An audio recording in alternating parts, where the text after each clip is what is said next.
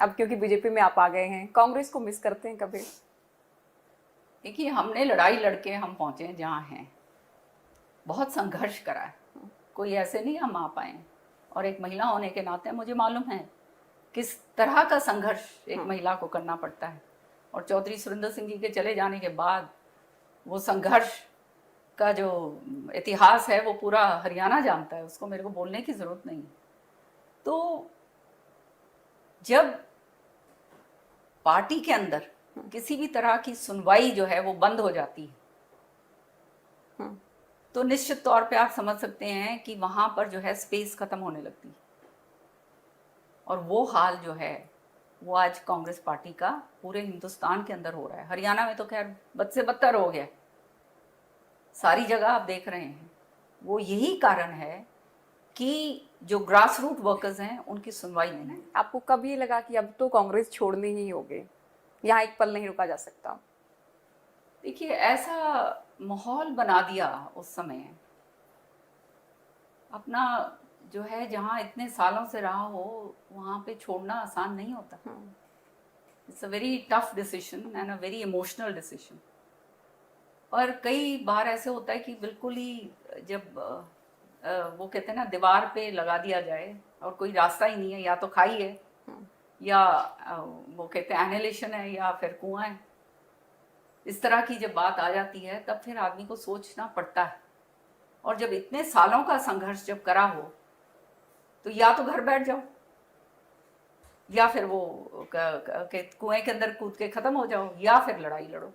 मैंने तो ज़िंदगी के अंदर हमेशा संघर्ष देखा है। मेरा वो कहते हैं ना, किस्मतों मेरी जो लकीरें हैं उसमें तो संघर्ष लिखा है, संघर्ष देखा है। तो संघर्ष के लिए मैं तो हमेशा तैयार रहती हूँ। और जायज़ बात जब होती है, नाजायज़ अनजस्ट जो चीज़ है उसके खिलाफ मैं हमेशा मैंने आवाज़ उठाई है। और उसी कारण जो है ये मैंने जब देखा कि जो हरियाणा के अंदर हो रहा था कि सारा कुछ जो है एक तरफ सब कुछ दे दिया था और जो है दूसरों को बिल्कुल ही ख़त्म करने की बात करी जा रही थी, तो फिर नेचुरली जो है आदमी फिर अपनी सर्वाइवल की लड़ाई तो लड़ेगा। और उस समय फिर मेरे को समझ में आई कि यहाँ पर अब रहने का कोई फ़ायदा नहीं, क्योंकि यहाँ जो है अब शून्य हो चुका है, अब आगे कुछ रहा ही नहीं। आपका बीजेपी में आने का फैसला क्या आपके कार्यकर्ताओं के साथ जस्टिस था? ये कार्यकर्ताओं के लिए करा मैंने, कोई अपने निजी उसके लिए तो कभी स्वार्थ के लिए कभी कुछ करा ही नहीं है। बेदाग छवि रही है मेरी 21 साल की जो मैंने राजनीति करी है हरियाणा में, और 15 साल जो दिल्ली में, उसका कोई उंगली नहीं उठा सकता कोई। ये कार्यकर्ताओं के लिए, इलाके के क्षेत्र के लिए, क्षेत्र के विकास के लिए उनकी लड़ाई लड़ी है। चौधरी सुरिंदर सिंह जी के चले जाने के बाद मैं दिल्ली की राजनीति आराम से कर सकती थी, लेकिन मैं हरियाणा में क्यों आई? हरियाणा में इसलिए क्योंकि मुझे मालूम था कि सुरिंदर सिंह जी की, बंसीलाल जी की इतनी ज़बरदस्त विरासत है, इतने सारे लोग उनके साथ जिन्होंने काम करा था वो मायूस हो चुके हैं, उनको संभालना बहुत ज़रूरी था। इसलिए मैं हरियाणा के अंदर आई और मैंने अपना ना दिन देखा ना रात देखी, अपना सारा जीवन जो है इसके अंदर मैंने लगाया। और ये इसलिए लगाया कि मैं अपने लोगों के लिए कुछ कर पाऊँ। तो बीजेपी में आप एडजस्ट हो गई हैं या लगता है कि हाँ मैं कहीं बाहर से आई हूँ, इन जैसे नहीं हूँ? बिल्कुल, मेरे को बिल्कुल नहीं लगता कि मैं बाहर से आई हूँ, बल्कि बहुत मान सम्मान के साथ जो है मुझे लेकर आए और मुझे अपेक्षा से ज़्यादा दिया।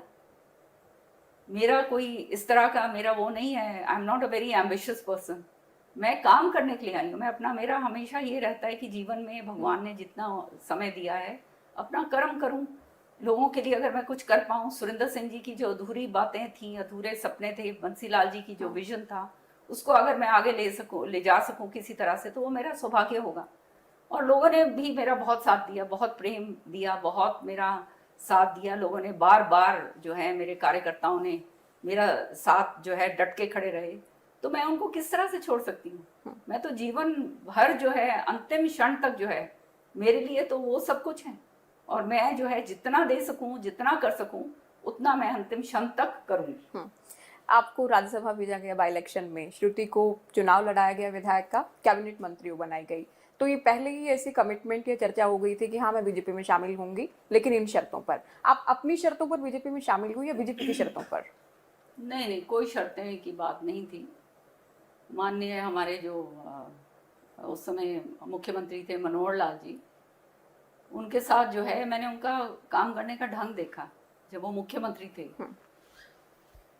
और जो काम मेरी सरकार के अंदर मैं लड़ झगड़ के पता नहीं किस तरह से करवाया करती थी, वहां उनके पास लेकर जाते थे तो तुरंत जो है वो काम हो जाते थे। उन्होंने कभी ये नहीं सोचा कि ये विपक्ष के अंदर है तो इसका काम नहीं करना। वो हमेशा ये कहते थे कि सबका विकास, सबका साथ जो है वो होना चाहिए। तो ये चीज़ मेरे को बहुत उनकी प्रभावित करी। उनकी जो जबान है वो एक बार दे देते हैं तो वो कहते हैं ना जैसे पत्थर की लकीर।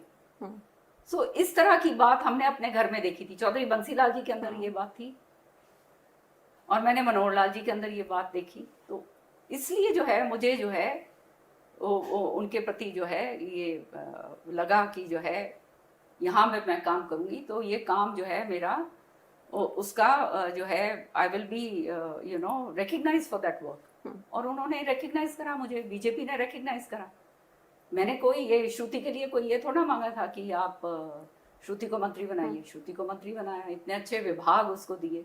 आज जो है चौधरी बंसीलाल जी ने जो कैनाल्स का नेटवर्क बनाया था, वो कैनाल्स के नेटवर्क का जो सारा काम जो है 50-60 साल तक जो है वैसे का वैसे पड़ा हुआ था, वो आज चौधरी बंसीलाल जी की पोती आकर जो है दोबारा से ठीक कर रही है। तो कितनी बड़ी बात।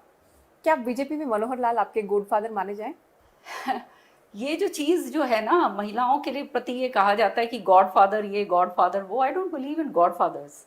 ये ज़रूर है कि उनके संपर्क में आने के बाद मैंने ये फैसला लिया और मैं आज तक मैं सोचती हूँ कि मैंने बिल्कुल सही फैसला लिया। श्रुति ने सही फैसला लिया, हम दोनों माँ बेटियों ने मिलकर लिया सही फैसला लिया। क्योंकि जहाँ पर अब हम आए हैं यहाँ पे सोच जो है वो देश के लिए है।